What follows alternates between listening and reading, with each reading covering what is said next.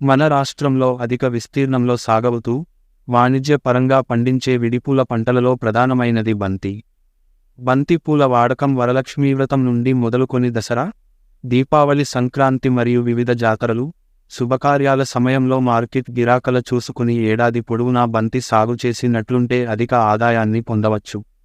ఈ బంతిపూలు ఆకర్షణీయంగా వివిధ రంగులు, ఆకారాలతో ఉండడంతో పాటు ఎక్కువ కాలం నిలువ ఉండే స్వభావం ఉన్నందువల్ల పూల సాగుదారులని, ముఖ్యంగా చిన్న సన్నకారు రైతులు వీటిని సాగు చేసుకోవడానికి అవకాశాలు ఎక్కువ.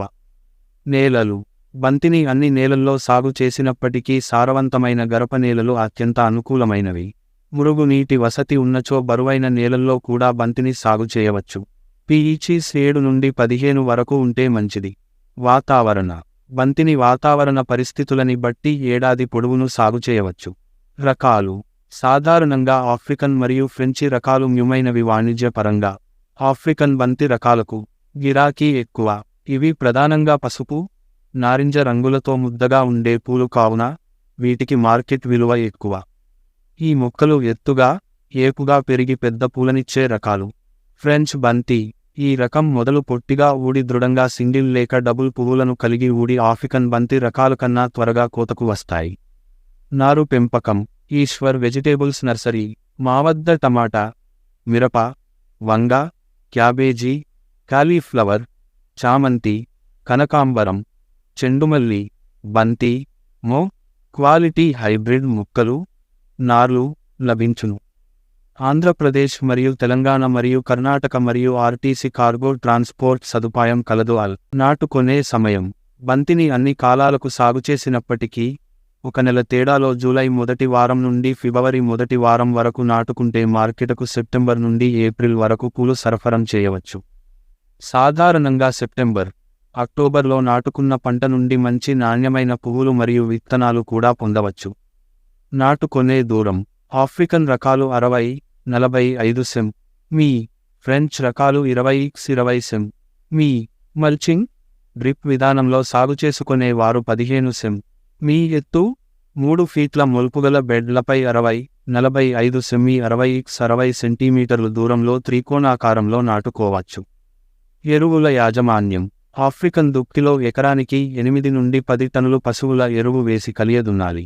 వీటితో పాటు ఎకరానికి 30 నుండి 40 కిలోల నత్రజని, 80 కేజీల భాస్వరం మరియు 80 కిలోల పొటాష్నిచ్చే ఎరువు వేసి దున్నుకోవాలి. మొక్కలు నాటుకొన్న 30 రోజుల తర్వాత మరో 40 కిలోల నత్రజనిచ్చే ఎరువులను పైపాటంగా వేసుకోవాలి. నీటి యాజమాన్యం. బంతి మొక్కలు అన్ని దశల్లోనూ సరిపడినంత తేమ భూమిలో ఉండాలి. మొక్క ఏ నైదశాల్లోనా నీటికి ఎద్దడికి గురైనట్లయితే మొక్క పెరుగుదల మరియు పూత దెబ్బతింటుంది. బంతి పూల సాగు డ్రిప్, మల్చింగ్ విధానం ద్వారా సాగు చేసుకోవడం వల్ల సాగు ఖర్చు, నీట వాడకం తగ్గుతుంది. మరియు మల్చింగ్ వల్ల కలుపు పెరగకుండా నివారించుకొని కలుపు నివారణలో ఏ ఖర్చును ఆదా చేసుకోవచ్చు. కలుపు యాజమాన్యం. వర్షాకాలంలో బంతిపూల సాగులో కలుపు బెడద అధికంగా ఉంటుంది. పంట కాలంలో 3 నుండి 4 సార్లు కూలీల సహాయంతో కలుపును తీయించాలి. కలుపు నివారించకపోతే బంతి మొక్కలలో పోషకాలు నీటి కోసం పోటీపడి బంతిపూల దిగుబడిని, నాణ్యతను తగ్గిస్తాయి. తలలు తుంచడం. సాధారణంగా బంతి మొక్కలు ఒక ప్రధాన కారణంతో ఏపుగా పెరుగుతాయి. అందువల్ల మొక్కలు నాటిన 15 నుండి 25 రోజులకు ప్రధాన కాండం చివర 2 నుండి 3 సెం. మీ భాగాన్ని తుంచివేయడం వల్ల ప్రధాన కాండం పెరుగుదల ఆగిపోయి పక్కనుంచి కొత్త కొమ్మటలు ఏర్పడుతాయి. ఈ కొమ్మలలో మొక్క మంచి ఆకారంతో పెరుగుతుంది. ఎక్కువ మోతాదులో ఒక పరిమాణంలో పూలు వస్తాయి. హైబ్రిడ్ వైవిధ్యాలలో తలాలు తుంచడం 20 రోజుల్లో చేయాలి. పూల కోత. పొలంలో నాటుకొన్న 2 నెలల తర్వాత నుంచి పూల దిగుబడి మొదలయ్యి మొదటి కోత నుంచి మంచి 2 లేదా 2.5 నెలల వరకు పూత వస్తుంది.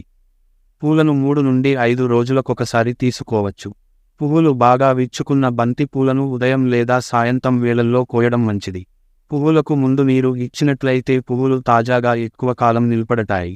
కోసిన తరువాత పువ్వులను తడిసిన గోనె లేదా వెదురు బుట్టలో ఉంచి తడిగుడ్డును కప్పి మార్కెట్ తరలించాలి. పూల దిగుబడి. సాధారణంగా ఆఫ్రికన్ రకాలు ఎకరానికి 4 నుండి 5 టన్నులు, హైబ్రిడ్ రకాలు 6 నుండి 8 టన్నులు పూల దిగుబడినిస్తాయి. ఇంత కష్టపడినందుకు సబ్స్క్రైబ్ చేయండి రైతు సోదరులారా, రైతు బిడ్డలారా, సబ్స్క్రైబ్ చేయండి.